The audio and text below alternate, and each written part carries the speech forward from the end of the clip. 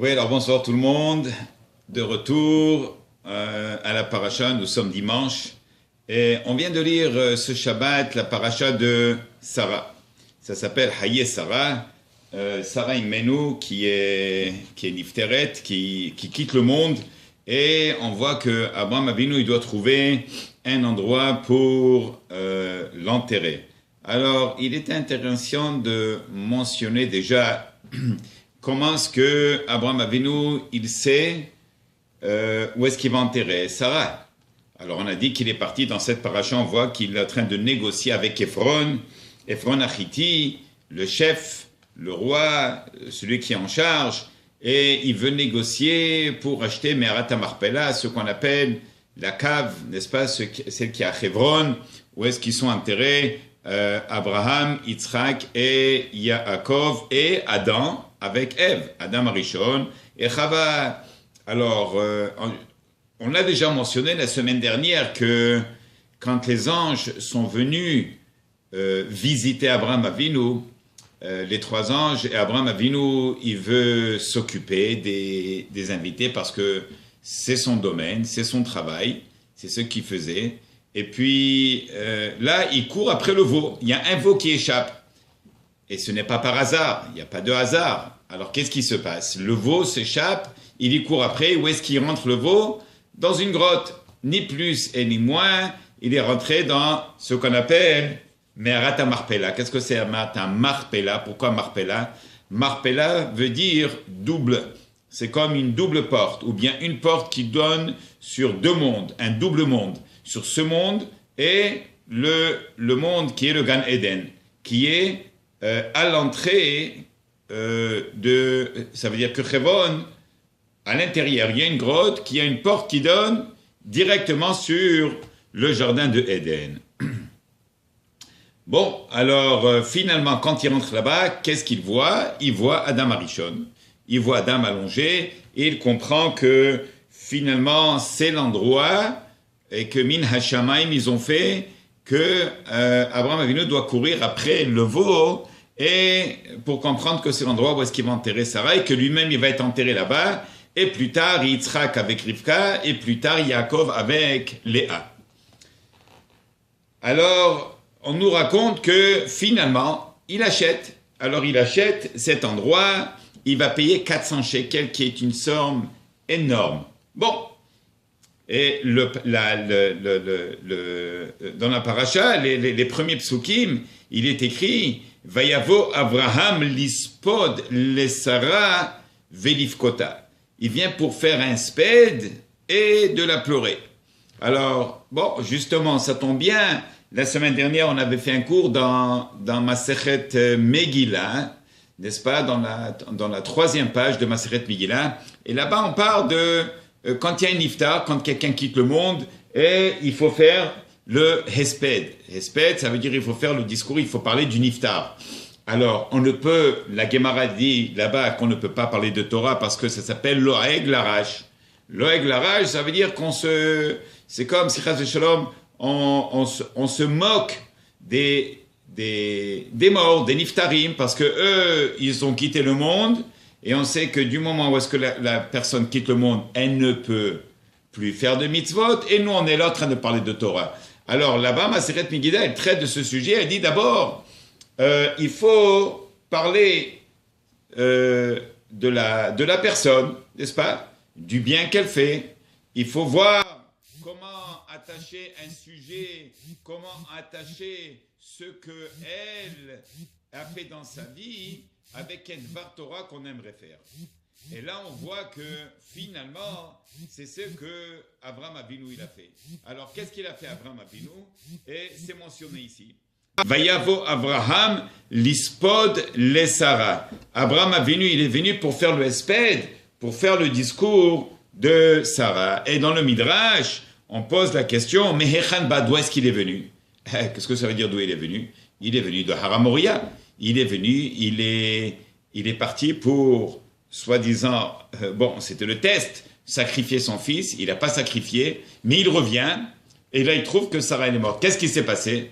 Eh bien, le Satan, quand il a vu qu'il n'a pas pu déranger Abraham dans sa mission et de ne pas le décourager, n'est-ce pas? Parce qu'à chaque fois, il essaie de le encourager à plusieurs reprises. Regarde, finalement, à l'âge de 100 ans, quand tu as un enfant, comment est-ce que tu peux aller pour le sacrifier? Peut-être que tu as mal compris le message de Akadosh Baruch Hu. Jamais Akadosh Baruch Hu va te demander une chose pareille. Ne va pas, ce n'est pas ça, ce n'est pas là-bas, tu vas jamais arriver. Et ton fils, si jamais tu le touches, il a 37 ans et toi tu as 137 ans, il va te faire du mal, il va jamais t'écouter. Enfin, toutes les raisons que le Satan, il peut amener le Yetzer Hara. Et là, on voit que quand il voit qu'il n'a pas pu faire quoi que ce soit, déranger la mission d'Abraham et de Yitzhak, il va s'attaquer à Sarah. Il dit, Sarah, tu sais qu'est-ce qui s'est passé aujourd'hui? Qu'est-ce qu'il y a? Il se déguise en un vieil homme. Il dit, comment, tu n'es pas au courant? Il dit, non. Mais ton mari, Abraham, tu sais qu'est-ce qu'il a fait? Il a pris ton fils unique que tu aimes, que finalement, à l'âge de 90 ans, tu l'as eu, mais il a égorgé, il a tué, il a sacrifié. Et là, par Hanishmata, elle a rendu son âme. Et les Mefarshim, ça veut dire dans le Midrash, ils disent, mais Echanba, d'où est-ce qu'il est venu? Eh bien, d'où il est venu? Il est venu justement de Hara Moriah, n'est-ce pas? En fin de compte, il n'a pas sacrifié son fils Yitzhak, mais là, il vient rentrer à la maison, il trouve que Sarah est morte. Et il doit s'occuper de la... ça veut dire, il doit l'enterrer, alors il doit s'occuper. Et le Midrash, quand il dit Mechanba, il est venu de Hara Moriah. Qu'est-ce que ça veut dire Mechanba? Alors il dit, en réalité, quand on fait Hesped, quand on parle d'un iftar, alors il faut parler de ses qualités. Qu'est-ce que cette personne, elle a fait comme bien dans sa vie? Combien de bien elle a fait? Ça, c'est les ma'alot, ça, c'est les bonnes midot, les traits caractéristiques de la personne. Et là, qu'est-ce qu'il fait Abraham Avinu? Il dit le Midrash, Tziyen ma'aseh akeda shaya al Hara Moriah. Dans le discours, il fait rentrer, qu'est-ce qu'il a fait rentrer? Il parle de la Hakeda, du sacrifice qui est allé se réaliser sur le Hara Moriah. Alors, pourquoi est-ce qu'il parle de ça? Il dit, parce que regardez, vous savez qui c'est cette dame? Vous savez qui c'est Sarah Imenu? Si elle a eu un fils qui est prêt à se sacrifier, et d'écouter papa, comme qu'il est écrit dans l'histoire de la Hakeda, il est écrit là-bas, Vayelechu shnehem yardav. Ils sont partis les deux ensemble. Qu'est-ce que ça veut dire ensemble? Il dit le Midrash, Ha'av lishrot ve'aben lishachet. Papa qui va égorger son fils, et le fils qui est prêt à se faire égorger pour passer comme sacrifice.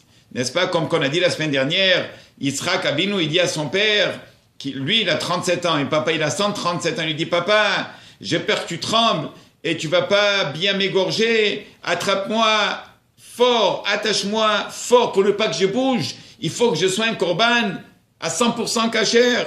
Alors là, il dit, Ve'chushnem yardav, ha'av lishrot, c'est le fameux chant de Rosh Hashanah, qu'on chante, Oked v'aneakad v'al-mizbeach. Alors il dit, oui, cette dame-là, vous savez qui c'est Sarah? Sarah qui a donné naissance et qui a pu éduquer un enfant à écouter l'ordre divin et d'écouter papa et maman.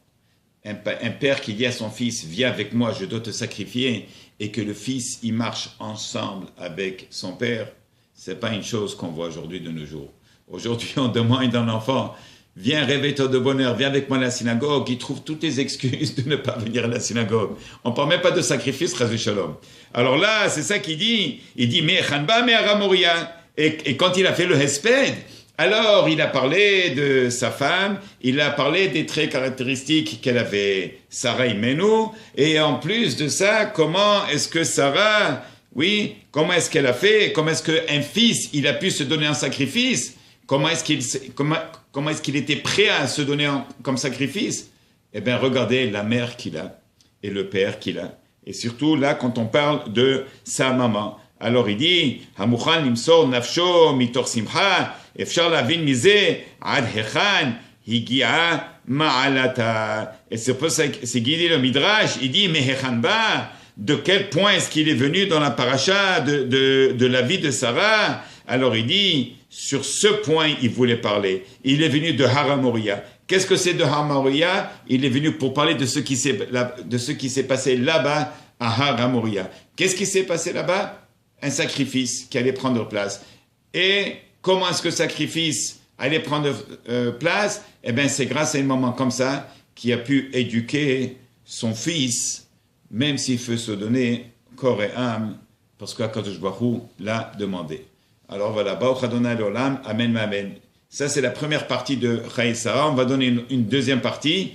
Et s'il vous plaît, ce que je vous demande, il est très important de partager avec autres personnes. Si vous avez des personnes qui peut-être ne vont pas nécessairement à la synagogue ou bien qui n'écoutent pas de Divrei Torah, c'est l'occasion de partager avec eux. Voilà, Baruch Adonai L'Olam, Amen, ve Amen.